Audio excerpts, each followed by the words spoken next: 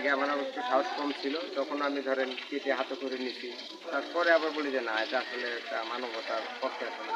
একটা পশু, তাকে নির্দয়ভাবে আমি জব করবো, কাটবো, টুকরো টুকরো করবো, তারপর আমি খেয়ে ফেলবো।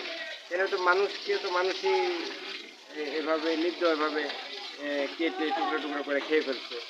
কিছু কিছু অঞ্চলে হচ্ছে। তারপরে আবার ধরেন এটা একটা ছড়ি হচ্ছে যে তার আত্মীয় স্বজনকে মানসিকভাবে চেপে টুকরো টুকরো করে তাকে খেয়ে ফেলছে, তাকে নিঃশেষ করে দিচ্ছে। অন্যের সম্পত্তি, হ্যাঁ, তাকে কেটে টুকরো টুকরো করে তার সম্পত্তি খেয়ে ফেলছে। এটা হাতে খড়ি হিসেবে খুব ভালো। এটা ট্রেনিং আমিও নিয়েছিলাম, কিন্তু আসলে আমার ট্রেনিংটা কাজে লাগে নাই। আমিও কেটেছিলাম গরু, জব করছিলাম, তারপরে এটা কাটছি, টুকরো টুকরো করে আমি খাইছি, তাই না, অন্যকেও খাওয়াইছি। এইটা আমি ট্রেনিংটা নেওয়া হয়েছে, কিন্তু তারপর আমি আসলে কিন্তু ওরকম হইতে পারিনি, যার কারণে আমি শান্তি বাঙালি ভান্ডারি হইতে পারছি, কিন্তু ওইটা আমার চিন্তা ছিল, কিন্তু হতে পারলাম না, আমার দুঃখ রয়ে গেল।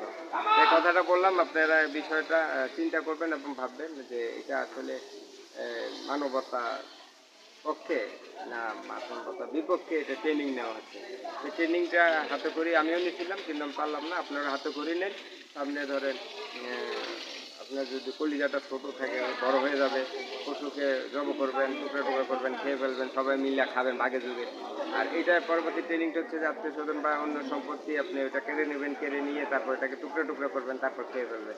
কিন্তু এই যে ট্রেনিং, খাওয়ার একটা ট্রেনিং, এটা কিন্তু খুব ভালো কাজে লাগে, বুঝছেন? এই জন্য আসলে সবসময় পশুকে কাটবেন, টুকরা টুকরা করবেন, তারপরে খাবেন, বুঝছেন? এইটা হচ্ছে আনন্দ। এই আনন্দে আপনাদেরকে স্বাগত, সবাইকে ধন্যবাদ আমাদের সাথে থাকার জন্য। আনন্দে উজ্জীবিত হন। আসসালামু আলাইকুম রহমতুল্লাহ। বললাম কিছু কথা, কথাগুলা মধ্যে লজিক আছে, কারণ এক একজনের এক এক দৃষ্টি থেকে এক একভাবে কথা বলা যায়। আমি অনেক কথা বলি, এটাও কিন্তু অনেকে এই জিনিসটা অনেকে ভাবে, অনেকে থেকে আমি শুনেছি।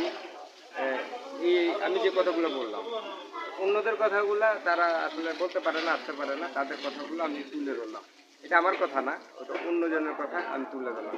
এটাও একটা কথা, এটা একটা দৃষ্টিকোণ থেকে এই কথাগুলো বলা যায়। এটা এক একজনের দৃষ্টিকোণ থেকে, কেউ বলে যে গ্লাসের অর্ধেক পানি, কেউ বলে অর্ধেক খালি। এই খালি যেটা বলছে ওইটাও সত্য, আর পানি যেটা বলছে এটাও সত্য।